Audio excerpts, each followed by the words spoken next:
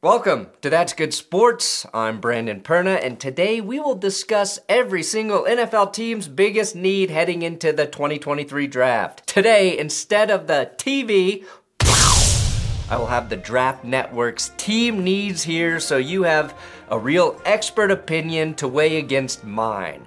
Starting with the Super Bowl losers, the Eagles, who have picks 10 and 30. Now the Eagles are in a luxurious position, picking at number 10, coming off a Super Bowl loss, and they have that pick due to the Saints trade.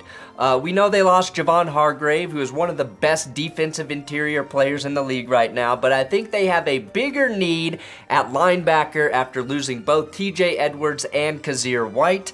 They have way more depth on their D-line and at edge than at their two linebacker spots, but picking at 10, just take the best available player, whoever the hell that is, at whatever position. The Cowboys picking at 26, their biggest draft need is a backup QB slash offensive coach who can call them a good play on their final play in the postseason. Now they added receiver Brandon Cooks, courtesy of the Texans, and I think Michael Gallup will return to form, fully recovered from his ACL injury. So it's really about finding that corner that can lock down opposite Trayvon Diggs. Diggs reminds me so much of Marcus Peters, extremely opportunistic, but you need a lockdown guy opposite of him so he can freelance a bit and make those dynamic plays. The Commanders at pick 16. I don't know, a floating prison cell disguised as a yacht to lure in and entrap Dan Snyder forever? I know he's on his way out, but that club is not safe unless he's serving a life sentence. I'm rooting for QB Sam Howell, and he's got some weapons on offense, so I think the Commanders go defense and address a huge hole at linebacker after Cole Holcomb left for the Steelers. Find someone to pair with Jamin Davis as a starter, which they may not do until the second round, and I could see Washington grabbing the best available corner at 16. The Giants, pick 25. The Giants now have 13 receivers on the roster, including the king of all acne-ridden teens, Khalil Pimpleton. They have about 6 true number 2 or number 3 type receivers on their roster, not a real number 1. That said, I don't see that as a need as much as addressing the interior of their offensive line or the secondary. Getting Dan Jones an extra second to hit his 30 number 2 wideouts could change everything for the Giants. Pick 25 might be the perfect place, though, to get better on the back end opposite of Dory Jackson. Today's episode is sponsored by Raycon, and my special discount link below, buyraycon.com/thatsgood, which you can click in the description. Now, I've had the same pair of everyday earbuds for nearly 3 years. Until I lost them traveling. Luckily, Raycon has specifically designed their earbuds to be both durable and affordable, so I didn't sweat purchasing a new pair as I didn't overpay for them like I would have with other brands. Raycon costs half the price for the same, if not better, quality. They offer customizable sound profiles, 8 hours of playtime, and my favorite, noise isolation. With spring here, I use my Raycons while doing yard work because who wants to hear the sounds of birds chirping? I also literally use my Raycons every single night when I go to sleep. I pop one in my ear with the noise ISO on and listen to a podcast to knock me out while my wife Jess watches something else on TV. When you use something every day, you put it through the ringer, and these guys hold up. So click my link below for 15% off the already very affordable Raycon earbuds and treat your ear holes to something nice. Then we've got the Bills at pick 27. The Bills lost running back Devin Singletary to free agency, but I think what really killed them last year was a lack of depth in the secondary, riddled with injuries, and pair that with the uncertainty that Damar Hamlin will return right now. I think Buffalo needs to add to their secondary to try and not get torched through the air in the playoffs for the 4th year in a row. Kaiir Elam is a wild card here, but he wasn't nearly as good as they hoped when they selected him in last year's first round of the draft. The Jets at pick 13. for now. Their biggest need is for the Packers to finally decide they will accept a second rounder for Aaron Rodgers. That's literally it. After that, get another tackle to protect Aaron Rodgers. I love that Mekhi Becton has dropped 30 pounds, and I think he's given his body the best chance to succeed and be healthy this year by doing that, but last season's injuries proved you can never have enough line depth. With pick 14, the Patriots will be looking for a time machine to travel back to 2019 so Robert Kraft can choose Tom Brady over Bill Belichick. Areas of concern: receiver, D-line, edge, and corner. Now, I trust Bill in that defense, especially to find a corner nobody's ever heard of, probably named Jones, and make him great. Last year's draft for them was a strange success, but to me, it's clear they need a dynamic receiver to give Mac Jones some sort of chance to succeed. Then we've got the Dolphins. I think Mike McDaniel needs to be proactive and understand that while they have productive corners right now, Xavier Howard and Jalen Ramsey, who will be 30 and 29 years old by next season, they need to give them ample rest on game day. Help those aging corners and address the most pressing need by fixing a below-average rushing attack with some big offensive linemen. Of course, the Dolphins already fucked themselves out of a first-round pick. Good going. I hope tampering with Tom Brady and Sean Payton was worth losing a pick and not getting either of those guys over. At pick 19, it's the Buccaneers. The Buccaneers needed a QB last year, and they still need a quarterback this year. Unless, of course, you think Kyle Trask or Baker Mayfield is getting you to the playoffs, which, now that I think about it, anything is possible in the NFC South this season. I would put the Bucs on Hooker Watch, an upgrade from Stripper Watch in Tampa. Playoff Lenny is gone 1 year too late, and Bijan Robinson at 19 would be a huge get for those two QBs I just mentioned. If he gone, Bucs need to go edge as Shaq Barrett is getting a little older and coming off a big injury. The Falcons, well, they seem pretty hell-bent on giving Desmond Ridder a full season to prove he's the guy, which I support. At pick number 8, they'd be wise to grab either the top corner on their board to play opposite AJ Terrell or the best edge rusher on their board. They were bottom 10 in turnover differential, and either of those positions will help aid that. Also, I want them to find a running mate opposite Drake London at wide receiver. He's big, as is Pitts. Give me speed, which is basically their only option atop the second round. Picking first, it's the Panthers. Quarterback is their biggest need, but they'll have that solved in the first 5 minutes of the NFL draft. Just kidding, they're gonna take the full fucking 12 minutes, aren't they? Like real assholes. Let's find them a pass rusher to take some of the heat off of Brian Burns. Once that's fixed, look for a tight end in a deep draft class. They did sign Hayden Hurst, but I want them to get a big do-it-all safety blanket for Bryce Young or CJ Stroud, whichever way they go. Then sure, yes, take wide receiver. Then we've got the Saints sitting at 29. Even with the strong season from Chris Olave and the re-signing of Michael Thomas, I still think the Saints could use a wide receiver. But the more pressing need is the secondary. The Saints picked off just 7 passes last year. So I want to see them find a ball-hawking defensive back somewhere in this draft. Unless, of course, they start giving some game snaps to Smoke Monday. His lack of playing time is a tragedy. The Colts at number 4. It's certainly not a quarterback now that they have the kind of guy who men leave their wives for in Gardner Minshew. Now, I'm sure they think they still need a QB, which is fine, I guess, but after that, they need offensive line help the way Ian Rappaport needs a box to stand on next to Tom Pelissero. A guard opposite Quentin Nelson is a big need, but I don't care who they add or where on that line, just get better up front. With picks 2 and 12, we've got the Texans. Their biggest need is a QB who won't immediately make women massage therapists uncomfortable. I'm of course talking about Davis Mills. I know your neck is a mile long, Davis, but it's not fair to ask any human to try and loosen that thing up. After that, I'd love to see them address the edge. Jerry Hughes led the team in pressures, which is great. He's great. I love anyone who openly threatens NFL officials, but he's 34. So QB at 2, Bryce Young, maybe CJ Stroud, and edge at number 12. Then we've got the Titans. It's still wide receiver. And also another receiver. I'd trade back from 11 and take 2 freaking receivers. Whoever you think is the best receiver in this draft and the second best, that's who they need. Quentin Johnson, they need his skill set. Jackson Smith and Jigba, they need his skill set. Zay Flowers, they need his skill set. Jordan Addison, yep, need him. Big-bodied guy, fast guy, slot guy, whoever the fuck catches football should be on their roster. Also, they could use a tackle. Picking at 24, we got the Jaguars. Their biggest need, to introduce Calvin Ridley to games of skill. A lot of draft people want the Jags to bolster their offensive line. Sure, that's fine. Personally, I think they need a corner to play opposite Tyson Campbell, who looked really solid in his sophomore season.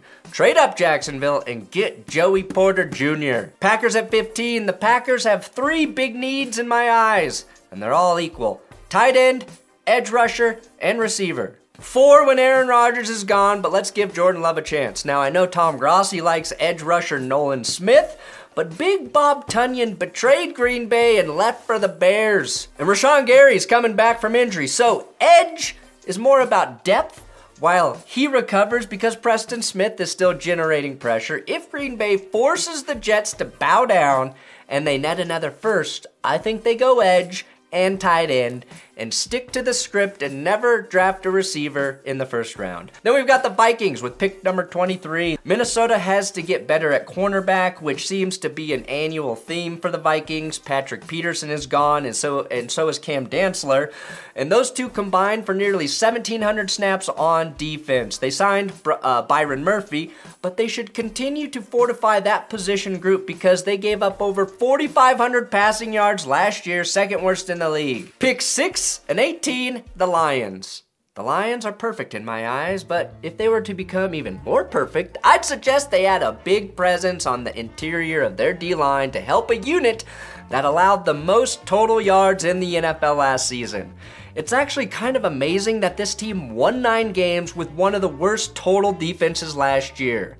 So any real improvement should equal a blowout victory in the Super Bowl.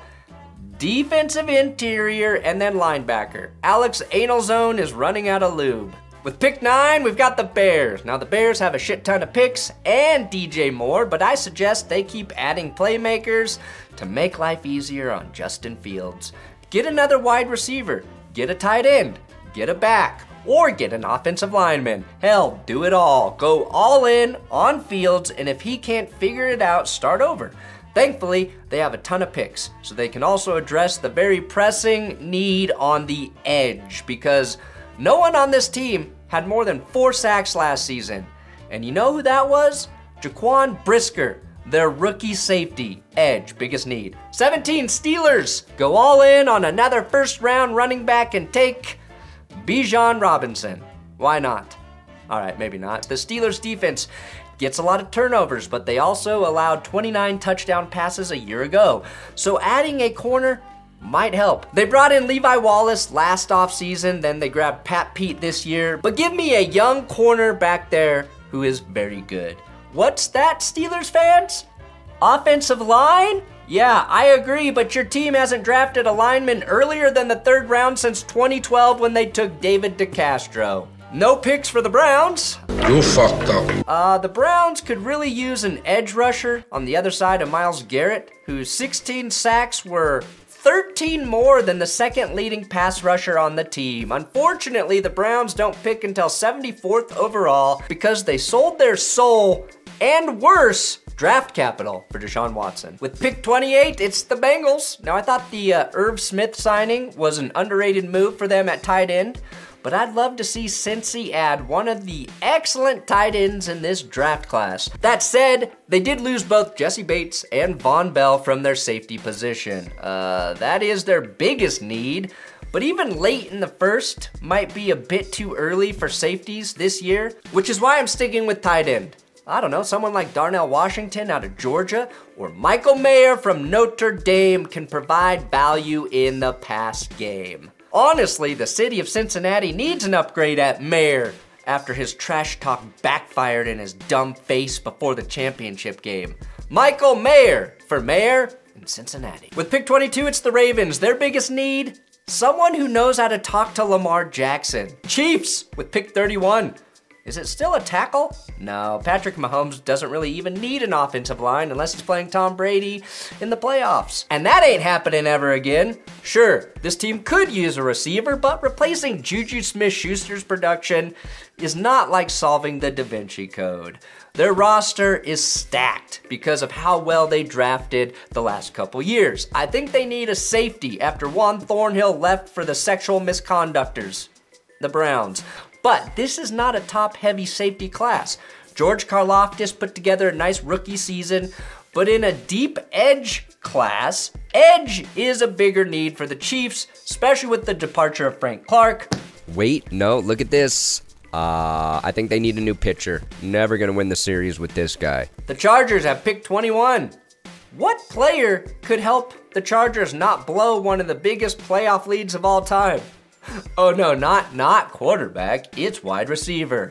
I love Mike Williams. I think he's one of the most underrated ball catchers in the league, and Keenan Allen is their tactician. Both had some injury issues last year though, and outside of those two guys, the Chargers lack real depth, especially after DeAndre Carter departed for the Raiders. The Raiders with pick 7, their biggest need?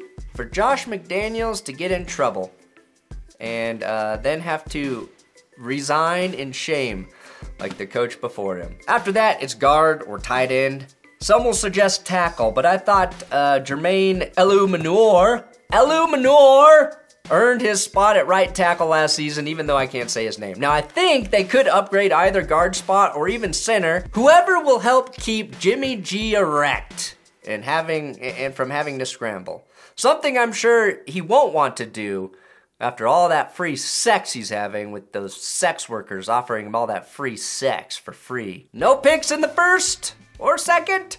Denver Broncos. You fucked up. So their biggest need to get a pick in the first 2 rounds. Denver could package their 2/3 to jump in the second, or trade Cortland Sutton to maybe accumulate a second rounder, but I don't think they're getting that for him. Until Randy Gregory proves he can stay healthy, or Baron Browning proves he's an every down edge rusher, their biggest need for me, for the first time since 2011 when they drafted Von Miller, is the edge. I know it's a deep draft class, but I'm not sure how many day one full-time starting edgers will be falling to picks 67 and 68. Then we've got the Seahawks with pick 5 and 20. Their biggest need, defensive interior or edge, unless Anthony Richardson is sitting there at pick 5. If that's the case, let Pete Carroll pop in a stick of gum and take off his shirt to lure him to the Hawks. Now, they will probably be debating between Jalen Carter and Tyree Wilson at 5, as I think Arizona will take Will Anderson. If that's the case, the correct answer for Seattle is yes. After signing Draymond Jones, I'd lean toward edge as a bigger priority for the Seahawks. Daniel Jeremiah has Tyree Wilson ranked as his 4th best player in this draft, Carter at 5, but I like Wilson here for the Seahawks. Something just works when Pete has a young Wilson to mold. The Niners, with no picks in the first, their biggest need is for the NFL to allow quarterbacks to play inside a protective bubble all season long. Right tackle, Mike McGlinchey left, and 49ers fans act like he's the reason they didn't make it to the Super Bowl. Okay, well, you still have a big hole at right tackle and could really use a corner after Emmanuel Mosley left for Detroit. Also, with no picks in the first, the Rams, their biggest need, to lube up. So when those picks fuck back, it doesn't hurt quite as much. The Rams don't have a first-round pick. They have 1 second-rounder and 2/3, but the remaining 8 picks all fall in the 5th round or later. 4 of those are comp picks. They never adequately replaced Von Miller on the edge. They lost Jalen Ramsey, and their line was Swiss cheese. So I foresee them packaging as many of those late-rounders to draft a falling tackle or edge rusher late in the first, early in the second. Finally, last, and certainly close to least, the Cardinals picking at 3. The Cardinals feel like they're in a gap year with the Kyler Murray injury. J.J. Watt retired, Zach Allen left in free agency for the Broncos. Those two combined for 45 QB hits in 2022. If they stay put, address the edge with the true edge rusher like Will Anderson. If they trade back, they can go defensive end and probably wide receiver to replace the whole DeAndre Hopkins might be leaving. And that's it. That's every NFL team's draft need. I hope you agree with me. If you don't, rant about it in the comments. Subscribe here on YouTube, and if you're on Twitter, I'm there at Brandon Perna.